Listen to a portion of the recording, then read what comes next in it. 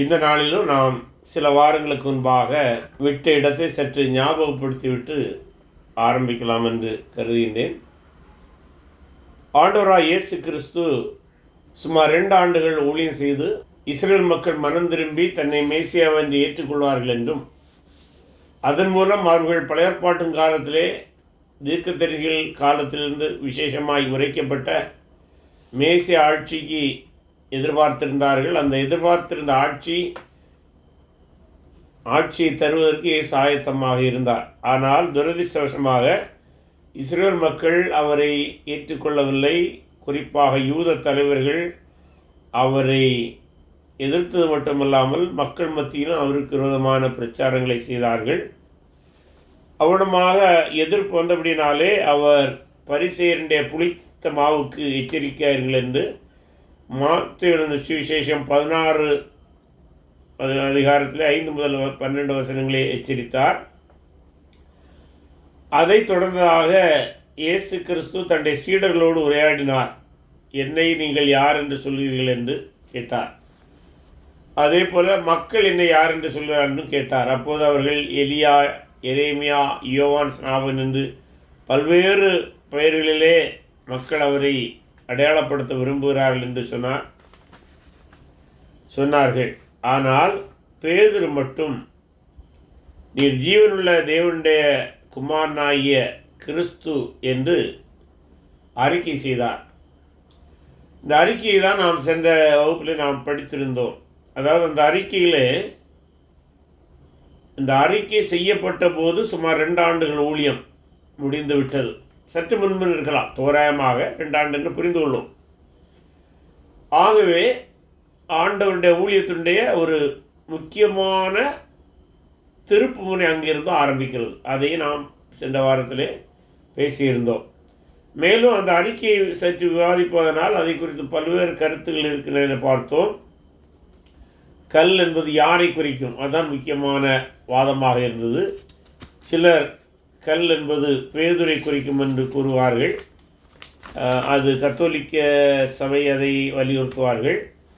அதற்கு சற்று வித்தியாசமாக கல் என்பது இயேசு மீது பேதுரு வைத்திருந்த விசுவாசம் என்கிறதான ஒரு கருத்து உண்டு. இந்த 2வது கருத்தையே சற்று மேம்படுத்தி கல் என்பது பெந்தேகோஸ் நாளிலே பேதுரு செய்த பிரசங்கம் என்று சொல்வார்கள். ஏனென்றால் அந்த பிரசங்கத்திலிருந்தான் சபையானது ஆரம்பித்தது. அந்த பிரசங்கத்தினுடைய அடிப்படையில் அல்லது அந்த கருத்தின் அடிப்படையில் அப்படி சொல்லலாம். ஆனால் கல் என்பது இயேசுவையை குறிக்கும் என்று பெரும்பான்மையான இவஞ்சலிக்கல் அறிஞர்கள் கருதுகின்றார்கள். நாமும் அந்த கருத்திலிருந்தான் இந்த வேத வசனங்களை நாம் அணுகி வருகின்றோம். இவ்வாறமாக இயேசு கிறிஸ்து ஜீவனுள்ள தேவனுடைய குமாரனை இயேசு கிறிஸ்து குமார் என்று பேதுரு அறிக்கை செய்ததினாலே, அந்த அறிக்கை தான் இயேசு கிறிஸ்துவின் ஊழியத்தை 2ஆக பிரிப்பதாக வேதாகம அறிஞர்கள் சொல்வார்கள். அப்படின்னால் இயேசு 3 ஆண்டு ஊழியம் செய்தாலும் சரி, இன்னும் சில அறிஞர்கள் ஆண்டவராக இயேசு 7 ஆண்டுகள் ஊழியம் செய்தார்கள் என்று சொல்கிறவர்கள் இருக்கிறார்கள். அது பிரச்சனை இல்லை. பொதுவாக 3 ஆண்டுகள் என்பது பரவலாக ஏற்றுக்கொள்ளப்பட்ட கருத்து. ஒரு சில அறிஞர்கள் 7 ஆண்டுகள் வரை செய்திருக்க வாய்ப்பு உண்டு என்று சொல்கிறார்கள். ஆனால் நமக்கு அதைவிட மிக முக்கியமானது இந்த பேதுருடைய அறிக்கை. இந்த பேதுருடைய அறிக்கையின் அடிப்படையில் தான் பேதுருடைய இந்த அறிக்கைக்கு முன்புள்ள இயேசுடைய ஊழியம், பேதுரு அறிக்கை செய்த பின்புள்ள ஊழியம் என்பதை பகுத்து ஆய்வு செய்ய முடியும். அந்த ஆய்வு, அதாவது பேதுரு இயேசுவை குறித்து நீர் ஜீவனுள்ள தேவனுடைய குமாரனாய் கிறிஸ்து என்று சொன்னார்ல ஒரு அறிக்கை, அந்த அறிக்கையை சரியாக புரிந்தால்தான் இயேசுடைய ஊழியத்தையும் சரியாக நாம் புரிய முடியும். இயேசுடைய ஊழியத்தினுடைய இலக்கை புரிய முடியும். அந்த இலக்கை அவர் எப்படி அடைந்தார் அல்லது அடைய போகிறார் என்பதை படிக்க முடியும். அதுபோல் சபையுடைய நோக்கத்தை புரிய வேண்டும் என்றாலும் அதை புரிய வேண்டும். ஆகவே இந்த நீர் ஜீவனுள்ள தேவனுடைய குமாரனாய் கிறிஸ்து என்று பேதுரு அறிக்கையிட்ட பின்பு அவர் இந்த ஊழியத்தினுடைய போக்கு வேறொரு வடிவத்தை எடுத்தது. வேறொரு வடிவம் என்றால் வேத வசனத்துக்கு எதிரான வடிவம் அல்ல. வேத வசனத்தினுடைய ஒரு பார்வை என்றால் இயேசுவை ராஜாவாக, மேசியாவாக பார்க்கிற இஸ்ரவேலுடைய பார்வை. அந்த பார்வைக்கு நேராக இயேசுடைய முதல் பகுதி ஊழியம் இருந்தது. 2ஆம் பகுதி ஊழியம் அதுவும் அதை சார்ந்தது. ஆனால் அதை வேறொரு கோணத்தில் அதை அணுகுவார். அது எப்படி என்றால், முதல் பகுதியில் இயேசுவை அவர்கள் இஸ்ரவேல் மக்கள் ஏற்றுக்கொண்டால் அவர் தன்னை ராஜாவாகவே அறிவித்திருப்பார், வெளிப்படையாக அறிவித்திருப்பார், தன்னுடைய ராஜ்யத்தை அமைத்திருப்பார். ஆனால் இஸ்ரவேல் மக்கள் அதை செய்வதற்கு தவறு எப்படினாலே, இயேசு நிச்சயமாக ராஜ்யத்தை அமைப்பார். ஆனால் அந்த ராஜ்யத்தை அமைப்பதற்கு முன்பாக அவர் பாடுபட்டு மரித்து அடக்கம் பண்ணப்பட்டு உயிர்த்தெழ வேண்டும் என்று பழைய ஏற்பாடு சொல்லியிருக்கிறதல்வா தீர்க்கதரிசனத்தில். இன்னொரு பக்கம் அந்த பக்கம் நிறைவேறி அதன் வழியாக தன்னுடைய ராஜ்யத்தை அமைப்பார். அப்படி எப்படியும் ராஜ்யத்தை அமைப்பார். இஸ்ரவேல் மக்கள் ஏற்றுக்கொண்டால் ராஜ்யத்தை அமைத்திருப்பார். ஏற்றுக்கொள்ளாதபடினாலே பழைய ஏற்பாட்டு தீர்க்கதரிசனங்கள் சொன்ன இன்னொரு பகுதி வழியாக வந்து அவர் ராஜ்யத்தை அமைக்க போகிற நிகழ்வுகள் நிறைவேறும். ஆகவே இந்த பேதுருடைய அறிக்கைக்கு பின்புள்ள பகுதியில் அந்த பழைய ஏற்பாடு இயேசு பாடுபடுதல், மரித்தல், உயிர்த்தெழுதல் குறித்ததான தீர்க்கதரிசனங்கள் நிறைவேறதற்கு ஏற்ற விதத்திலே இயேசுடைய ஊழியம் இனி இருக்கும் என்றால் இந்த 2 ஆண்டு ஊழியத்துக்கு பின்புள்ள ஊழியங்களில் அதுதான் அதிகமாக மையப்பட்டிருக்கும். அதைத்தான் நாம் மத்தேயு எழுதின சுவிசேஷம் 16ஆவது அதிகாரம் 21 முதல் 23 வசனங்களை படிக்கலாம். மத்தேயு 16:21 தொடங்கி 23. அது முதல் இயேசு தாம் எருசலேமுக்கு போய் மூப்பராலும் பிரதான ஆசாரியராலும் வேதபாரகராலும் பல பாடுகள் பட்டு கொலையுண்டு 3ஆம் நாளில் எழுந்திருக்க வேண்டும் என்பதை தம்முடைய சீஷர்களுக்கு சொல்லத் தொடங்கினார். அப்பொழுது பேதுரு அவரை தனியே அழைத்து கொண்டு போய், ஆண்டவரே, இது உமக்கு நேரிடக்கூடாதே, இது உமக்கு சம்பவிப்பதில்லை என்று அவரை கடிந்து கொள்ளத் தொடங்கினான். அவரோ திரும்பி பேதுரை பார்த்து, எனக்கு பின்னாக போ சாத்தானே, நீ எனக்கு இடலாயிருக்கிறாய், தேவனுக்கு ஏற்றவளை சிந்தியாமல் மனுஷருக்கு ஏற்றவளை சிந்திக்கிறாய் என்றார்.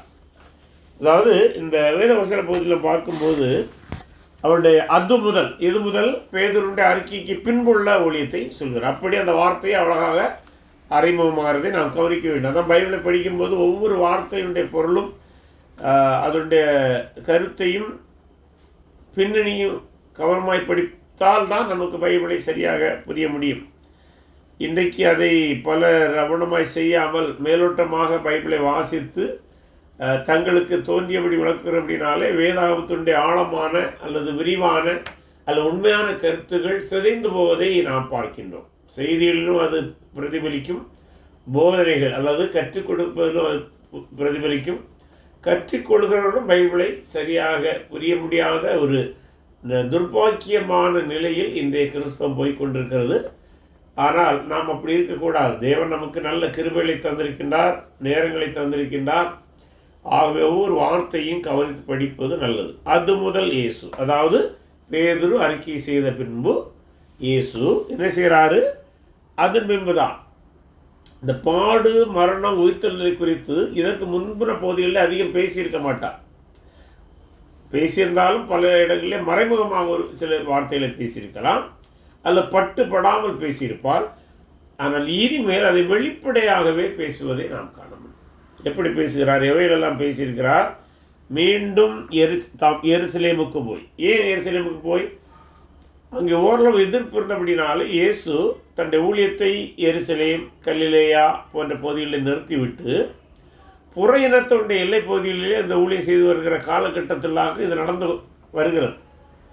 ஆகவே தான் அவர் சொல்றார், மீண்டும் எருசலேமுக்கு போவதாக. அதாவது புற ஜாதிகளுடைய எல்லைகளில் இருந்து ஊழியத்தை நிறுத்திவிட்டு மீண்டும் எருசலேம் நோக்கி பயணத்தை அவர் திட்டமிடுகிறார். அதுதான் அவர் சொல்றாரு. மீண்டும் எருசலேமுக்கு சென்று மூப்பர் மற்றும் ஆசாரியரால் பாடுபடுகிறதை, மூப்பராலும் பிரதான ஆசாரியாரும் வேத பாரகராலும் பல பாடுகள் பட்டு, இவ்வளவு தெளிவுடைய வெளிப்படையாக இதுக்கு முந்தின பகுதிகளில் பேசியதில்லை. பேதுருடைய அறிக்கைக்கு முன்பு அப்படி பேசியதில்லை. இப்போது வெளிப்படையாக பேசுகின்றார். வேத பாரகராலும் பல பாடுகள் பட்டு கொலையுண்டு, எந்த மறைவும் இல்லாமல் சொல்கிறார். கொல்லப்படுவதை குறித்து சொல்கிறார்.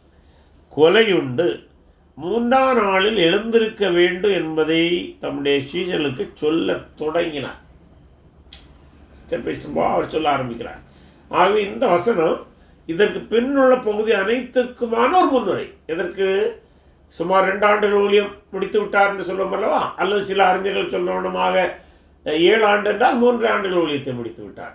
நமக்கு அது பிரச்சனை கிடையாது. எத்தனை ஆண்டு ஊழியம் செய்தால் அது உண்மை, அது சரித்திரத்தில் உண்மை. சுமார் 2000 ஆண்டுகளுக்கு முன்பான நிகழ்வுகளான அப்படினாலே ஒவ்வொன்றையும் சரியாக தொகுத்தெடுப்பதற்கு சற்று சிரமமானபடினாலே அறிஞர்கள் 2 கருத்துக்களை வைக்கிறார்கள். ஆகவே எப்படியும் அவருடைய ஊழியத்தினுடைய ஒரு மைய பகுதியிலே அவர் புதிய போதனைகளை, அல்லது புதிய போதனை என்றால் பழையற்பாடில் இருக்கிறவர்கள் தான். ஆனால் அந்த அவருடைய இலக்கை அடைவதற்கான இன்னொரு வழியை அவர் எடுப்பதை பார்க்கின்றோம். அந்த வழியிலே பாடுகள், மரணம், உயிர்த்தெழுதல் உண்டு என்பதை அவர் சொல்கிறார். அதைத்தான் இப்போ போதிக்க ஆரம்பிக்கிறார். ஆக இந்த 2ஆம் பகுதி ஊழியத்துடைய ஒரு முன்னுரை வசனம் தான் இந்த வசனம். சொல்ல தொடங்கினார். அப்பொழுது பேதுரு அவரை தனியே அழைத்து கொண்டு போய், ரொம்ப கரிசனை உள்ளவனாக இயேசுவை அப்படி ஒருவேளை கழுத்தில் தோளில் கூட கை போட்டுக்கலாம், அல்ல இடுப்பில் கை போட்டு நம்ம தனியாக பேசுவோம். இயேசுக்கும் புரிந்திருக்கும். ஆனாலும் இவன் என்ன பேசுகிறான் என்பதை அறிவதற்காக போகிறார். போய், இது உமக்கு நீடக்கூடாது, ரொம்ப எவ்வளோ அக்கறையாக பேசுகிறான். இது உமக்கு நீடக்கூடாது, ஏன்னா இவர் ராஜா அல்லவா, இப்போதான் இவர் ராஜான அவனும் அறிக்கை செய்திருக்கிறான். நீடக்கூடாதே, இது உமக்கு சம்பவிப்பதில்லை என்று அவரை கடிந்து கொள்ள தொடங்கினான். நாம் ராஜான்னு சொல்லியாச்சு, அதன் முன்பு நீர் இப்படி சொல்லலாமா என்று கடிந்து கொள்ள தொடங்கினான். அல்ல, பேதுருடைய பார்வையில் அது நியாயமானது தான். ஆனால் 23ஆம் வசனம், அவரோ திரும்பி பேதுருவை பார்த்து, எனக்கு பின்னாக போ. அப்படின்னா இதோட பக்கத்தில் நின்றுப்பான், அல்ல முன்னா நின்றுப்பான், நீ பின்னால் போ. சாத்தானே, நீ எனக்கு இடரலாக இருக்கிறாய். அநேக வேளைகளிலே இந்த வசனத்தை சிலர் தவறாக புரிந்து பேதுருவை அவர் சாத்தானாக சொன்னாருங்கிற ஒரு வார்த்தை. அதாவது பல வேளைகளிலே நாம் பிறரை கடிந்து கொள்ளும்போது அது என்றும் எல்லா காலத்திலும் மனிதர்களுடைய மொழியில் உள்ளதான். வேறொரு வார்த்தையை சொல்லி அவரை கடிந்து கொள்ளும். அப்படி கடிந்து கொண்ட அப்படின்னால உடனடியாக அவர் அதாக மாறிவிட்டார் என்று ஆகாது. ஏனென்றால் சில வேளை சிலர் கோபமாக பேசும்போது நம்ம கூட என்ன சொல்லுவோம், அவன் மனுஷனாயா மிருகம்னு சொல்லுவோம். உடனடியாக ஒரு மிருகமா? அப்படி அல்ல. அவனுடைய செயல்பாடுகளை அல்லது செயல்பாட்டுடைய தன்மைகளை மதிப்பிடும்போது அப்படி பேச்சு வழக்கில் இருப்பது. ஆகவே இயேசும் அதே போல ஒரு பேச்சு வழக்கிலே பேதுரை பார்த்து சாத்தானே என்று சொன்னார். எதற்கு பேதுரு சாத்தான் என்றபடினால, பேதுருடைய சிந்தனை சாத்தானின் சிந்தனைக்கு ஏற்றதாக இருக்கிறது. சாத்தானுடைய சிந்தனை என்னது? இயேசு இப்படி போவேன் என்றால் அவன் அப்படி போவான். இயேசு ராஜாவாக வேண்டும் என்றால் அவரை கொல்ல முயற்சிப்பான். இல்லை அவர் கொல்லப்பட வேண்டும் என்றால் இல்லை சாகக்கூடாதுன்னு சொல்லுவோம். ஏன்னா எப்படியுமே தேவனுடைய திட்டங்களுக்கு எதிரான கருத்துக்களை எப்போது சொல்லுவதான உண்டு. இங்கேயும் அதனால் தான் ஆண்டவர் அவனை கடிந்திருக்க வேண்டும். ஏனென்றால் தேவனுடைய சித்தம் அதுவாக இருக்கிறதை ஆண்டவர் சொல்லும்போது அதற்கு எதிரான கருத்தை கொண்டிருப்பது, அதற்கு எதிரான கருத்தை கொண்டிருப்பது சாத்தானுடைய குணம். அந்த விதமான குணம் பேதுருக்குள்ளாக வளர்ந்து விடக்கூடாது என்கிற நல்ல நோக்கத்திலும் ஆண்டவர் கடிந்து கொண்டார். அப்படி பார்க்கணும். அதை எதிர்மறையில் பார்ப்பதை விட அதையே நேர்மறையில் பார்க்க வேண்டும். எப்படி பேதுரு இயேசுவை கிறிஸ்து என்று அறிக்கை செய்த அந்த பேதுரு தேவனுடைய திட்டத்திற்கு சித்தத்துக்கு எதிரான ஒரு கருத்தை சொன்னது இருக்கட்டும், ஆனால் அதிலேயே அவன் வளர்ந்துவிடக்கூடாது. ஆகவே அவன் மீது உள்ள கரிசனை தான் எப்படி பேதுருக்கு இயேசு மீது கரிசனை இருந்ததோ அதை விட அதிக கரிசனையில் தான் சொல்றாரு, எனக்கு பின்னாக போ. அப்படி என்றால் என்னுடைய திட்டங்களுக்கு முன்னாக சென்று அதுக்கு தடை ஏற்படுத்தாது, பின்னாக சென்று விடும். அப்படின்னால் இதை குறித்து நீங்கள் மேல் பேச வேண்டாம், இந்த சிந்தனைகளை பின்னுக்கு தள்ளிவிடு என்று நாம் பேசுகிறோம் அல்லவா, அந்த விதத்திலே அவர் பேசுகின்றார். நீ தேவனுக்கு ஏற்றவில்லை சிந்தியாமல் மனுஷருக்கு ஏற்றவில்லை சிந்திக்கிறாய். தேவனுக்கு ஏற்றவில்லை நீ சிந்திக்கவில்லை, மனிதருக்கு ஏற்றவில்லை சிந்திக்கிறாய் என்று ஆண்டவர் அவனோடு உரையாற்றுகின்றார். இதில் இந்த உரையாடலே தேவன், பிசாசு, மனிதன் ஆகிய 3 இறையியல் கருத்துகளும் பிரதிபலிக்கிறதை காண்கின்றோம். ஆகவே இயேசு பேதுருவை சாத்தான் என்று சொல்லவில்லை, அவனுடைய சிந்தனைகள் பிசாசுக்கு ஏற்றதாக அல்லது பிசாசுக்கு ஒத்ததாக இருக்கிறது, ஆனால் அதை இத்தோட விட்டுவிட வேண்டும் என்கிற எண்ணத்தில் அவர் சொன்னார். வேறு சிலர் இதை எப்படி சொன்னார், பேதுரு ரட்சிக்கப்படாதபடினாலே அவர் சொன்னார். பேதுரு ரட்சிக்கப்படவில்லை என்று இயேசு எங்காவது சொன்னாரா? ரட்சிக்கப்படாத ஒருவனிடம் தன்னுடைய மந்தை மெய்ப்பாயாக என்று சொல்வாரா? ஆகவே இதெல்லாம் அதீத கற்பனைகள். ஆகவே நாம் அப்படிப்பட்ட அதீத கற்பனைகளுக்கு நாம் இடம் எடுத்து விடக்கூடாது. சில 2 ஆண்டுகளுக்கு முன்பாக ஒரு மனிதர் யூடியூப்பில் அடிக்கடி ஏதாவது போட்டுகிட்டே இருப்பார். அவர் ஒரு முறை உலகத்தில் உள்ள பல சபைகளை ஒப்பிடும்போது அவைகளெல்லாம் பேதுருவால் ஸ்தாபிக்கப்பட்டது, ஆகவே அது பேதுருவே சாத்தான் என்கிற ரீதியிலே ஒரு வீடியோ போட்டிருந்தார். ஆனால் துர்ப்பாக்கியவசமாக அவரே இன்றைக்கு ஊழியத்தில் இல்லை, இருக்கிறதே அவர் கிறிஸ்தவத்துக்கு எதிராக பேசி கொண்டிருக்கின்றார். காரணம் என்னவென்றால் முறையான இறையியலை படிக்காத பலர் ஊழியம் என்கிற பெயரில் சபைகளை நடத்துகிறார்கள், இந்த வலைவெளிகளில் காணொலி போடுகிறாங்க. இறையியலை படிக்காத அநேக கிறிஸ்தவர்களும் அவர்களை பின்பற்றுவதனாலே உண்மையான கிறிஸ்தவம் மறக்கடிக்கப்படுகிறது, மறைக்கப்படுகிறது. அது மட்டுமல்ல, அவர்கள் சற்று பிரபல்யமாக இருக்கிறபடினாலே அவர்கள் செய்கிற அனைத்து தவறுகளையும் கிறிஸ்தவர்கள் பின்பற்றுகிறார்கள். அதான் அவர் சொல்றாரு, பேதுரு தான் சாத்தான் அப்படின்னு சொன்னார். எவ்வளோ துர்பாக்கியமான இயேசு அந்த பொருளில் சொன்னார். அதான் பார்த்தோமல்லவா, நீ மனுஷனையா மிருகம்னு சொல்கிற மாதிரி உடனே மிருகம் இல்லை. அதுபோல் பேதுரு சாத்தான் இல்லை, பேதுரு தான். பேதுரு நல்ல மனிதன் தான், சில குறைகள் இருந்திருக்கலாம், அதை ஆண்டவரை கடிந்து கொண்டு அதை சீர்படுத்துகிறார்.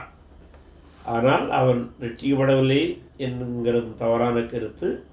அவன் பிசாசு அவனுக்குள்ளாய் புகுந்து விட்டது என்பதும் தவறான கருத்து இல்லை. நீ மனுஷனா மிருகம், நீ மனுஷனா ஐயா மிருகம் நம்ம பேசணுன்னா அவன் மிருகமாக மாறலை.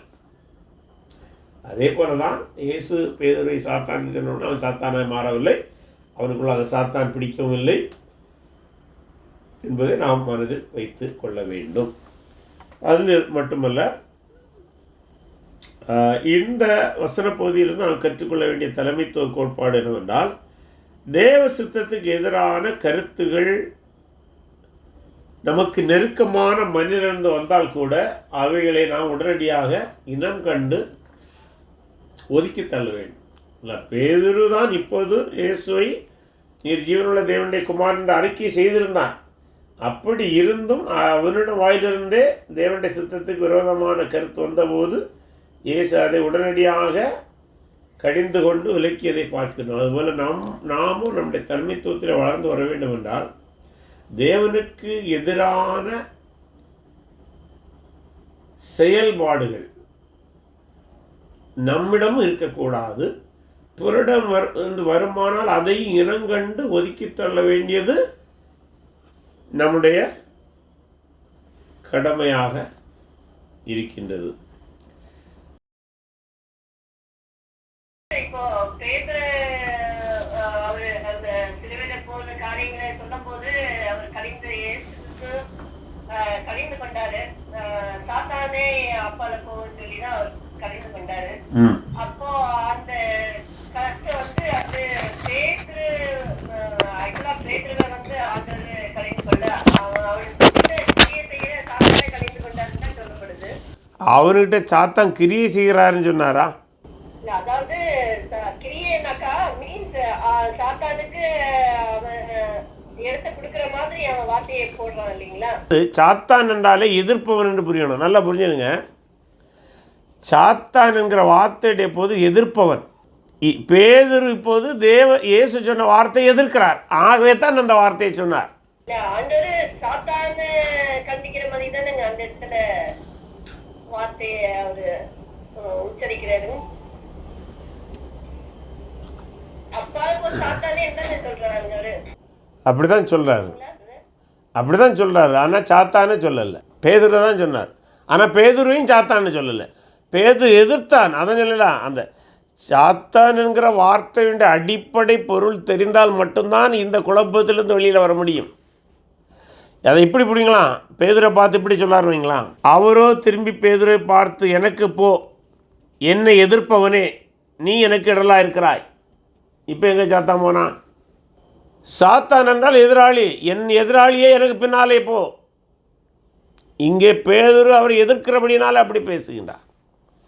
மற்றபடி பேதுருக்குள் சாத்தான் இல்லை. அதனால்தான் அந்த அதான் அதாவது பேதுருக்குள்ள சாத்தான் இருக்கிறான்னு சொல்ல வரல, அந்த சாத்தானுடைய சிந்தை அதான் அதுக்கு ஒத்ததான செயல்பாடு, அதான் எதிர்க்கிற செயல்பாடு. ஆமாம், அது சாத்தான் இல்லைன்னு நீங்கள் சொல்லிட்டு அதை சொன்னால் ரைட்டு தான், ரைட். கிறிஸ்துவனுடைய திட்டங்கள், தேவ திட்டங்களை ஒரு மனிதன் கிறிஸ்தவனாக இருந்தும் சரியாக அறியவில்லை என்றால் அவன் இயல்பாகவே இப்படிப்பட்டவை செய்வான். எப்படி பேதுரு இயல்பாகத்தான் செய்தான். பேதுரு வஞ்சிக்கப்பட்டு ஒன்றும் செய்யலை, இயல்பாகத்தான் செய்தான். ஆனால் இயல்பாக செய்தது எதிர்ப்பாக இருந்தது. சாத்தானுக்கு அதான் நான் சாத்தான்கிற விட எதிராளி, நீ என்னை எதிர்க்கிறேன்னு சொல்கிறார், அவ்வளோதான். அதுபோல் இன்றைக்கு அநேக கிறிஸ்தவர்களுடைய செயல்பாடுகள் தேவனுடைய திட்டத்துக்கு எதிரானதான் இருக்கிறது. நீங்கள் சொன்ன எக்ஸாம்பிள் கரெக்ட் தான். அந்த அந்த கண்ணோட்டத்தில் நீங்கள் சரியாக சொல்லியிருக்கிறீங்கன்னு நினைக்கிறேன். ஏன்னா சாத்தான் புகவில்லை என்பதில் நம்ம தெளிவாக இருக்கணும். நம்ம இந்த மாதிரி ஆட்டு, அதாவது வசனத்தை அதிகமா அறியாதவங்க வந்து இதை கேட்ட உடனே ஐயோ அவங்க விசுவாசி, அவங்க இப்படி சொல்லும் போது அப்போ நமக்குள்ளாக அப்படிதான் இருக்கு, நம்ம அப்படிதான் ஆயிருப்போமோன்னுட்டு பயப்படுற சூழ்நிலைகளும் வர வாய்ப்புங்க நிறைய இருக்குங்களா? முறையான இறையில் இல்லைன்னா அப்படி பயம் வர வாய்ப்பு இருக்குது, வந்து வரலாம். அதான் இல்லை, நம்ம கிறிஸ்தவத்தினுடைய ஒவ்வொரு முழுமை அதான் இல்லை. பவுலப்போஸ்தலர் ஒரு இடத்துல சொல்கிறார், நான் தேவனுடைய ஆலோசனை எதையும் மறைத்து வைக்காமல் அவர் போதித்தார். அவர் மறைத்து வைக்காமல் போதித்தார் என்றால் நாமும் அதை தெளிவாக படிக்க வேண்டியது, விளக்கமாய் படிக்க. ஆனால் துரதிருஷ்டவசமாக பல கிறிஸ்தவர்கள் அந்த தெளிவு இல்லாதபடினால நீங்கள் சொன்ன மாதிரி குழம்பி போவதற்கு, கலக்கமடைவதற்கு வாய்ப்பு இருக்கிறது. ஒரு விசுவாசிக்குள் சாத்தான் புகாமலே அவனுடைய அறியாமை நிமித்தம் அவன் தேவனுக்கு எதிரான கருத்துக்களை செய்யலாம், பேசலாம்.